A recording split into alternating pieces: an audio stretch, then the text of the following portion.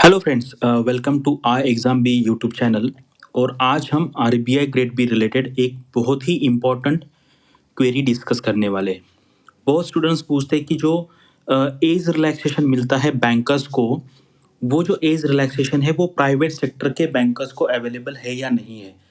तो नोटिफिकेशन में क्या है ना, वो जो दिया हुआ है थोड़ा सा कंफ्यूजिंग है, क्योंकि उन्होंने कमर्शियल बैंकर्स लिखा है, बाद में फिर पब्लिक सेक्टर भी लिखा है, फाइनेंशियल इंस्टीट्यूशन लिखा है, तो ये थोड़ा सा लोगों को कंफ्यूज हुआ है। इसलिए मैंने काफ़ी मेरे जो स्टूडेंट्स थे उनको कहा था कि आप आरटीआई फाइल कीजिए, और उसके बेसिस पे अभी देखते हैं हम कि आरबीआई ने ऑफिशियली क्या रिप्लाई दिया। तो अभी यहाँ पर अगर देखेंगे ना, तो इन्होंने काफ़ी अच्छा क्वेरी पूछा था। उन्होंने ऐसा पूछा था कि जैसे कि आरबीआई के नोटिफिकेशन के लिए अगर कोई आईडीबीआई बैंक में काम कर रहा है तो वो एलिजिबल है क्या, उसके बाद एचडीएफसी बैंक के लिए, उसके बाद सारस्वत बैंक के लिए, एंड उसके बाद सिटी बैंक के लिए। इसका मतलब ये है प्राइवेट सेक्टर बैंक है, ये सारस्वत बैंक कोऑपरेटिव बैंक है, सिटी बैंक ये है फॉरेन बैंक है। तो उन्होंने क्या कहा कि रिप्लाई में उन्होंने ऐसा नहीं कहा कि हर रिप्लाई के लिए यस नो। उन्होंने क्या कहा, candidates having experience as an officer in commercial bank. तो इन्होंने यहाँ पर कोई पब्लिक सेक्टर बैंक ऐसा कुछ नहीं कहा, उन्होंने कमर्शियल बैंक कहा है। इतना रिप्लाई देने के बाद भी बहुत सारे स्टूडेंट्स को क्वेरी थी कि यार हम एलिजिबल है या नहीं है। तो फिर क्या हुआ, बहुत सारे जो स्टूडेंट्स थे मैं उन्होंने मुझे रिप्लाई भेजा कि सर अभी हमें पता नहीं कि इसका मीनिंग क्या है। तो मैंने कहा कि आप स्पेसिफिक पूछ लीजिए।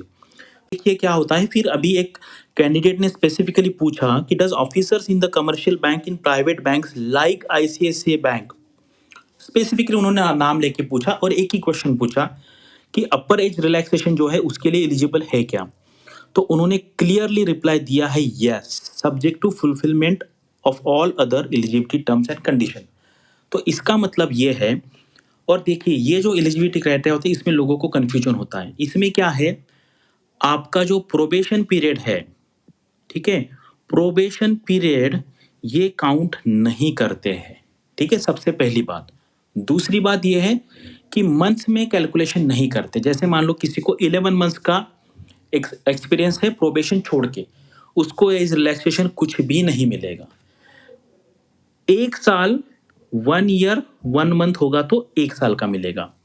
मान लो किसी को 23 मंथ का एक्सपीरियंस है तो उसको कितना मिलेगा, 1 ही साल मिलेगा, क्योंकि 1 ईयर एंड 11 मंथ हो गया है। तो आपका जितना एक्सपीरियंस है सालों में, ईयर्स में, आगे के मंथ हटा दो, उतना आपको एज रिलैक्सेशन मिलेगा। जैसे अभी एक स्टूडेंट है जिसने एसबीआई ज्वाइन किया था एंड टोटल उसका एक्सपीरियंस हुआ है 35 मंथ्स।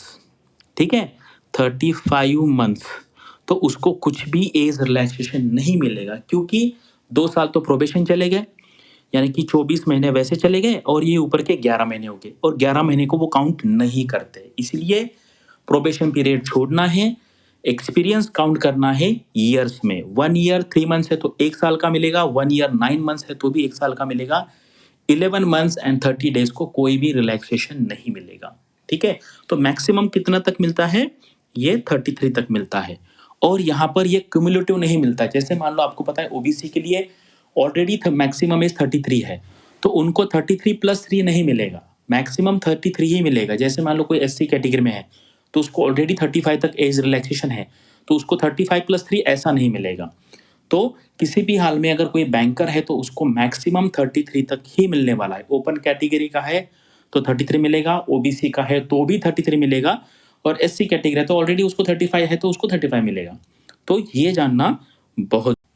और अभी अभी बहुत लोग ऐसे हैं कि जिनका ये क्वेरी क्लैरिफाई हो गया है।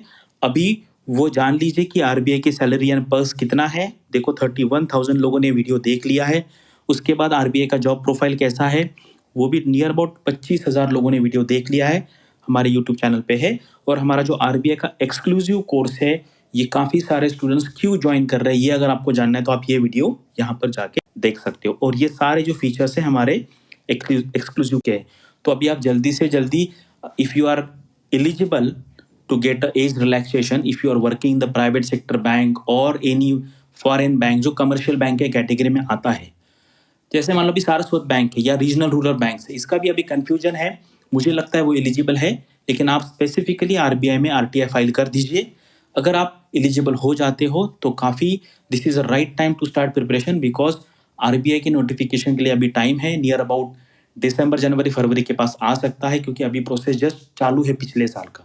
तो इसलिए बहुत अच्छी अपॉर्चुनिटी है, इसका यूज़ कर लीजिए।